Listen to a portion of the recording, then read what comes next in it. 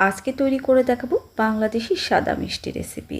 আর মিষ্টিগুলো কতটা রসালো আর নরম তুলতুলে হয়েছে নিশ্চয়ই দেখে বুঝতে পেরেছেন। মিষ্টি বানানোর জন্য এবার ভিনেগার জলটা রেডি করে নিচ্ছি। সমপরিমাণ ভিনেগারের সাথে সমপরিমাণ জল মিশিয়ে আমি ভিনেগার জলটা রেডি করে নিচ্ছি।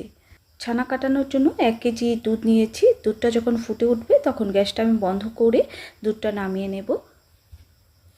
দুধটা গ্যাস থেকে নামানোর 4 মিনিট পর আমি ছানাটা কেটে নেব। এবার ছানাটা যাতে ওভারকুক না হয় সেই জন্য আমি জল দিয়ে ধুয়ে ঝুলিয়ে দেব। এবার শিরাটা আমি তৈরি করে নিচ্ছি। এর জন্য আমি এখানে 3.5 কাপ চিনি নিয়েছি আর 3.5 কাপ চিনির জন্য এখানে 2.5 কাপ জল দিয়ে দিচ্ছি। এই শিরা খুব ঘনও হবে না আবার খুব বেশি হালকাও হবে না, মাঝারি ধরনের শিরা হবে। চিনি গলে ফুটে উঠলেই শিরাটা তৈরি হয়ে যাবে। শিরাটা হতে থাক, এদিকে আমি ছানাটা রেডি করে নিচ্ছি।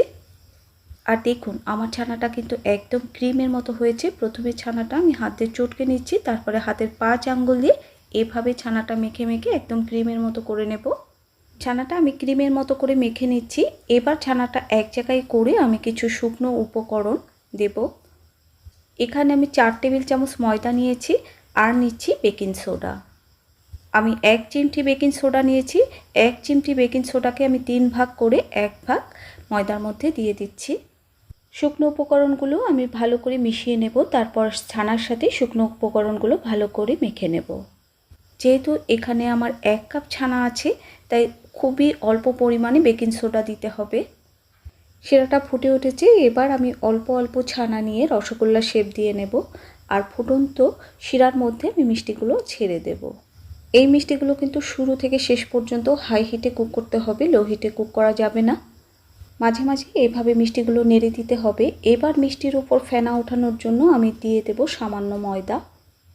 আর এই রেসিপিগুলো আমার ফেসবুক পেজ সুইট কুইন চন্দ্রিমাতে দেখতে পাবেন। ময়দা দিলে কী হবে, মিষ্টির উপর অনেক ফেনা উঠবে, এতে মিষ্টিগুলো 2 পাশ থেকেই কুক হবে।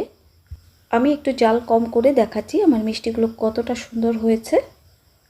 প্রায় 12 মিনিট পর শিরাটা ঘন হয়ে গেছে। এবার ফুটন্ত গরম জল শিরার মধ্যে আমি আস্তে আস্তে খাওয়াবো। যতবার ঘন হবে শিরাটা ঠিক ততবারই কিন্তু গরম জল খাওয়াতে হবে।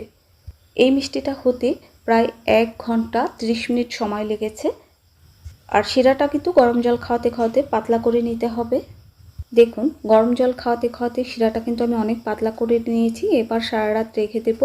এবার মিষ্টিগুলো আমি শিরা থেকে তুলে নেব এবং মিষ্টির উপর আমি মাওয়া ছড়িয়ে দেব। তৈরি